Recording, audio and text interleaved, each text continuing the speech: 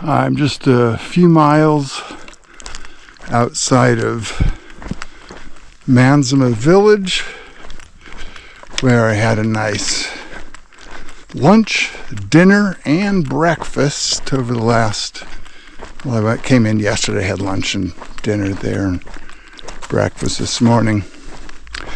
But I had, and that's a super common resupply place. People get packages there, and then sometimes they'll zero. Sometimes they'll do like I did and just kind of go in, get their package, head out the next day. Anyway, wanted to introduce you to some of the most common conversations on the trail amongst hikers. So I had, and one of the most common is really bragging about the mileage you're putting in. So in Sayad Valley, a week and a half or almost 2 ago,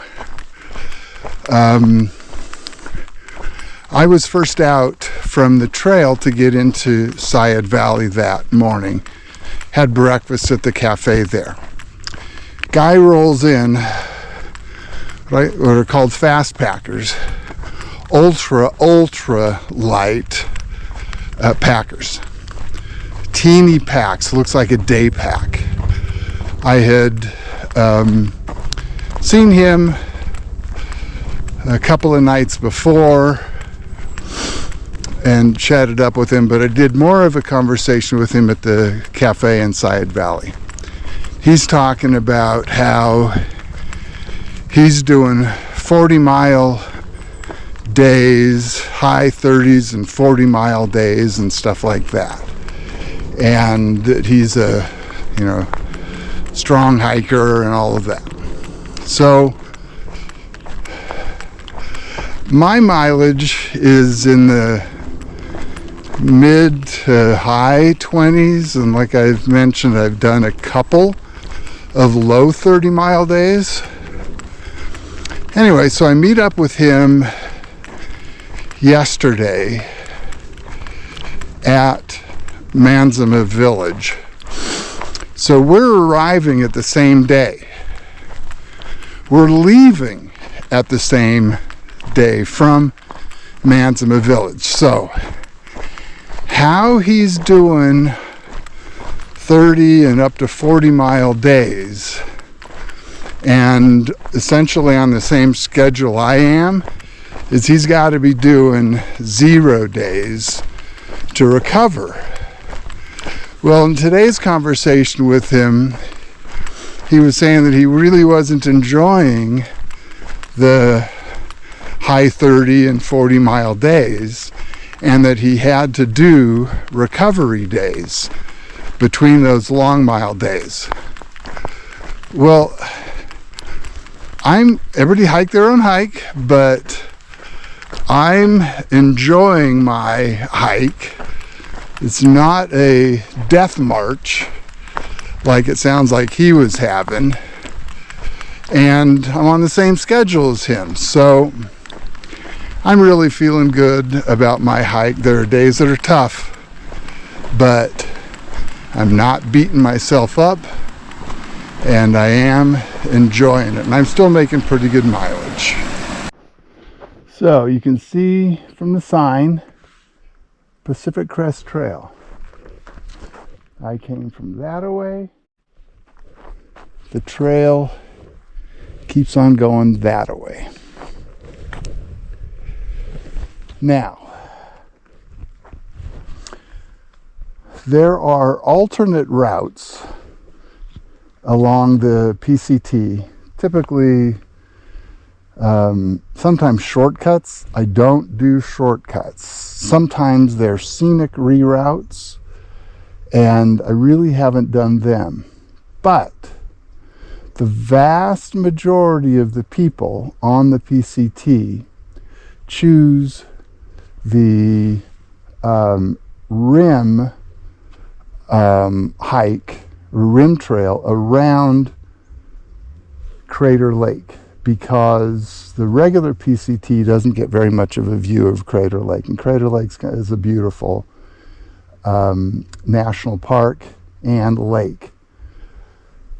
So even though I've been to Crater Lake before, even though I have been sticking with the official PCT route, in this case, for you followers, people watching this video that have never been to Crater Lake, and for the scenery, I'm going to go ahead and I'm going to take this alternate route, and that'll give you all a picture of Crater Lake that you may not have seen before. I encourage you to go if you haven't.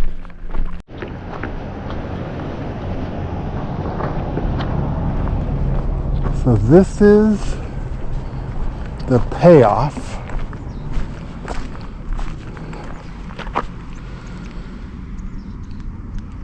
for the Crater Lake alternate rim route. It's gorgeous. You can see this island in the middle of the lake. I think it's called the Wizard's Hat. You can also see super accessible driving a car. Takes a bit more work to hike up, but I'm going to go up to the Crater Lake Lodge, top off with some water, and hit the rim trail, which will go over that away. You can also drive the rim, but the trail's more better. So see this lovely view. Look at how blue that lake is.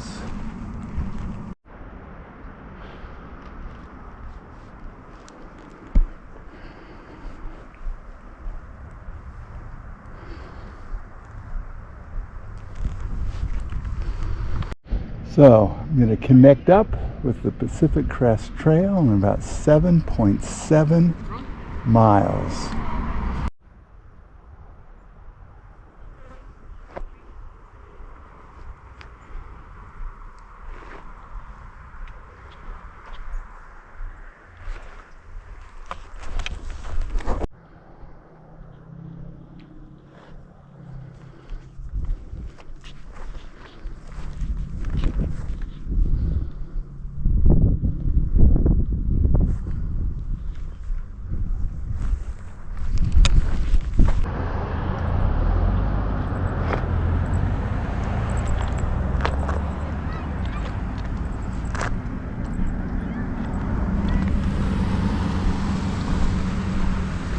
Two o'clock, enjoying my lunch burrito.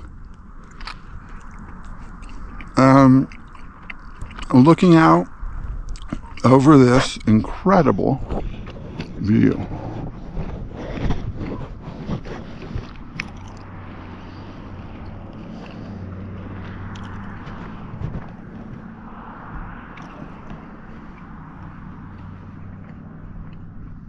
I am rejoining the Pacific Crest Trail, having just come in that way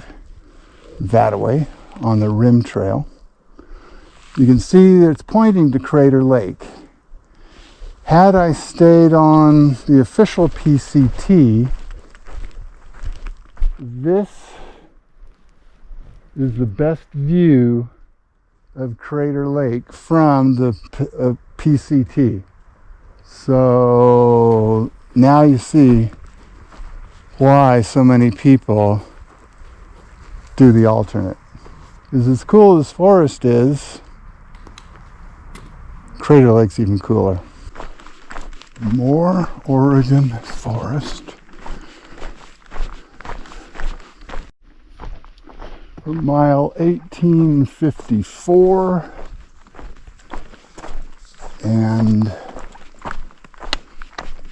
coming up on, you can see in silhouette, Mount Thielsen. So the vast majority of time, most PCT hikers, including me, are hiking alone. Some of you have wondered, how do we fill that time? Well, I think I've alluded to it, maybe I've even mentioned it. You've got to be, to do this, you got to be comfortable with yourself and your own thoughts. But there are days where we'll be hiking with people, and to fill the time, I in particular like to talk, as many of you probably know.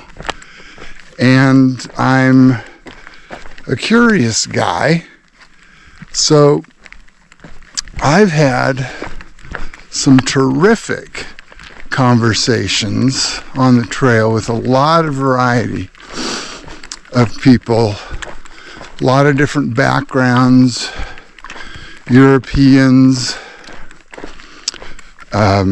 East Coasters, West Coasters, liberals, conservatives, rich, poor, and I've thoroughly enjoyed all those conversations. And I think the vast majority, I think maybe there's only been one conversation that somebody felt maybe a little put off, but I really have enjoyed that aspect of the trail community, where we've all really come together in respectful ways to understand each other. I mean, we've got this one thing in common, but a lot of things are different. Ideas, perspectives, all of that. And as many of us see, we're kind of getting away from that ability to have those kind of conversations in socially acceptable ways. So I just want to encourage all of you to reach out to people that are different than you are. Come to an understanding, not to convince them, but to kind of understand where they're at, what's important to them, what moves and motivates them, and why. I've enjoyed talking with lots of different people on the trail about lots of different things. We've talked about life, death, what's important to people. We've talked about religion, politics, culture. Just came from that way, and I'm just like 1/10 of a mile away from Thielsen Creek, where I'm going to collect some water. But this is actually a much better view of Mount Thielsen with the sun on it. You can see the interesting different color rock that make up that mount. How jagged it is, it's pretty cool. Yeah. Nice little creek where I'll be collecting My water right down here. We got some cool, ominous clouds. I don't think they're any big deal, but breaking out, you can see at the forest, you can see the red rock on those two mountains, or hills at this point. So today,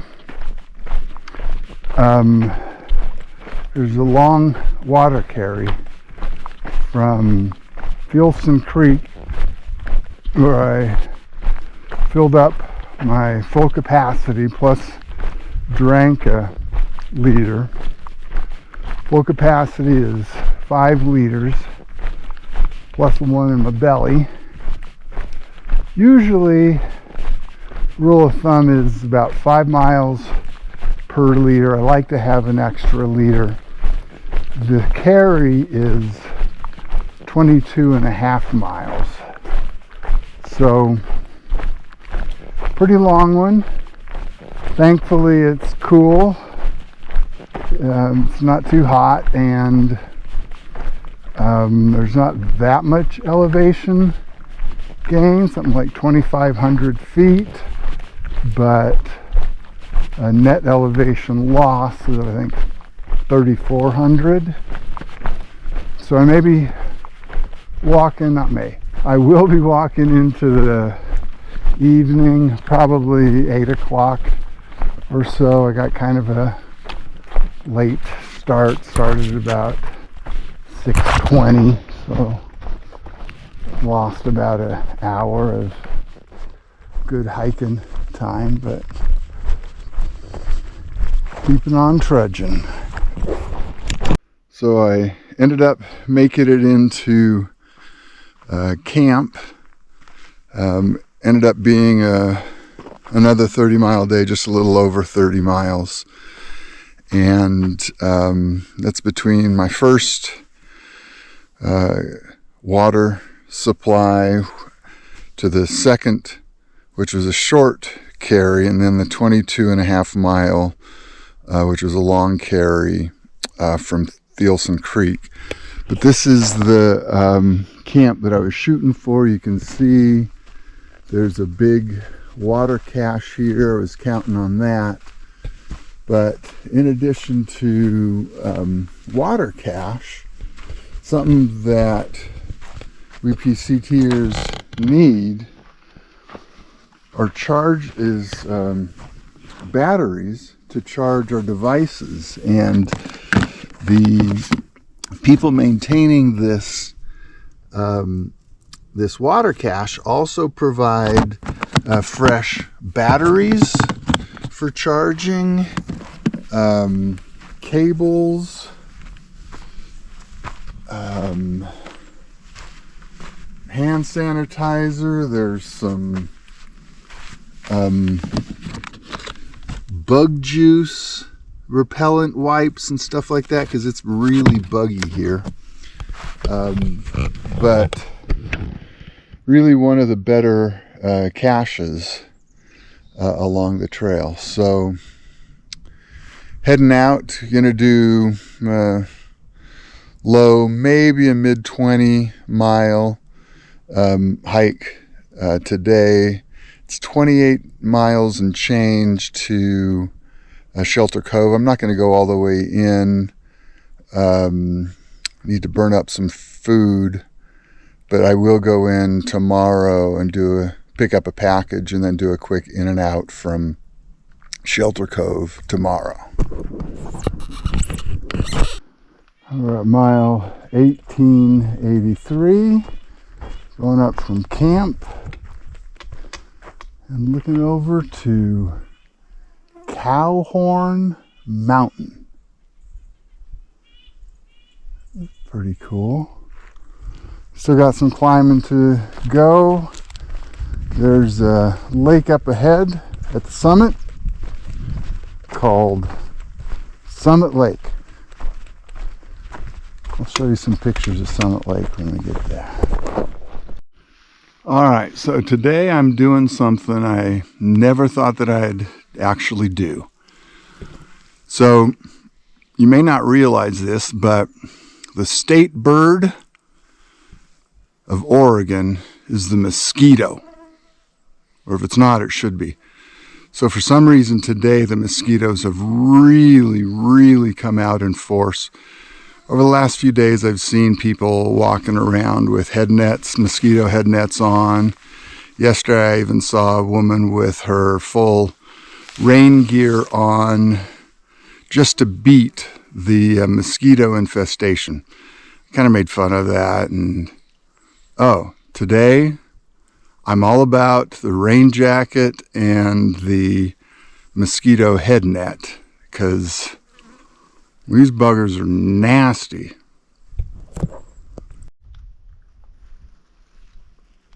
As promised, Summit Lake. So all along Summit Lake, there's a bunch of these little ponds. Most of them have lily pads and frogs and little mosquito fish and mosquitoes.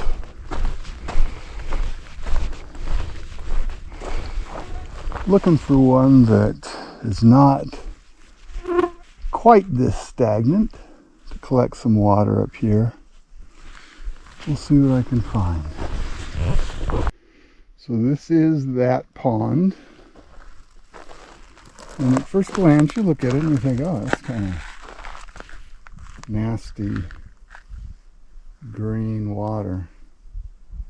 But when you collect it, it comes out looking pretty clean. There is reportedly a stream just up the ways a little bit that was flowing about 9 days ago.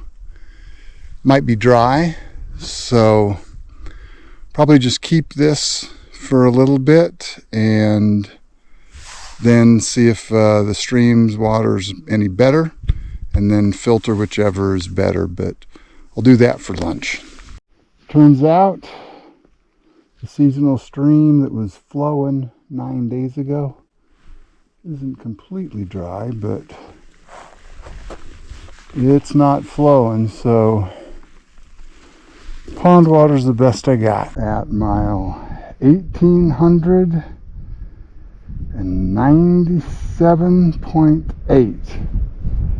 and it's been a little while since we'd seen a little snow crossing like this. And it's also kind of cool to see this kind of cirque that we're in. This upper glacier scoured this out way back whenever. So we're right below tree line. Now we got this cute little stand of these puffy white flowers. Saw them a while back, days back. Didn't know what they were. Still don't know what they are. But they're all over. They go way back in there.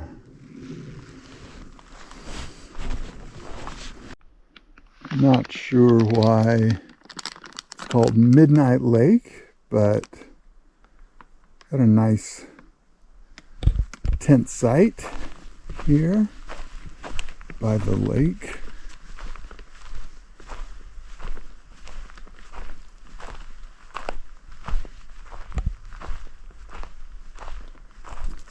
Yeah.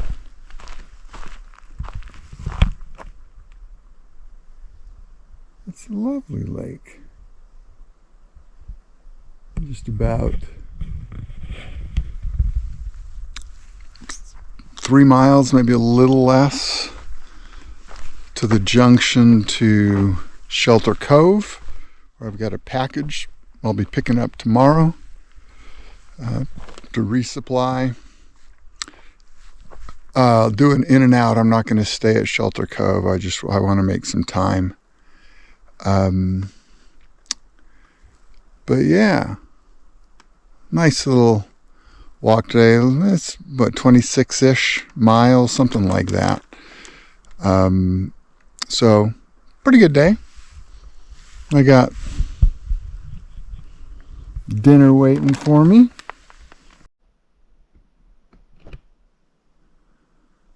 So this is sunset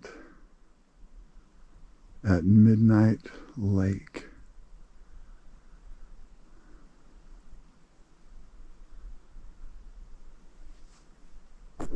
Pretty nice.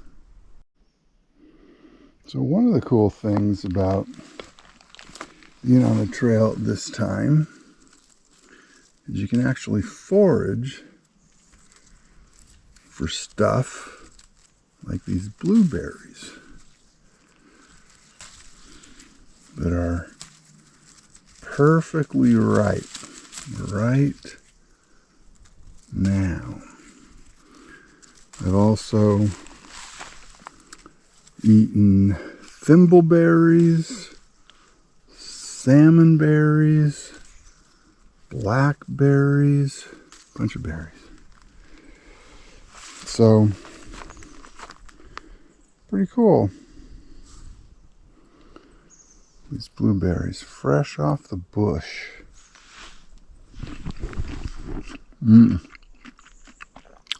Pretty good. Rolling into Shelter Cove. It's a little before 7, so a bit early. Not much activity. I see some people milling around. Looks like they might be PCTers waiting outside the general store. So I'm gonna meet up with them here in just a minute.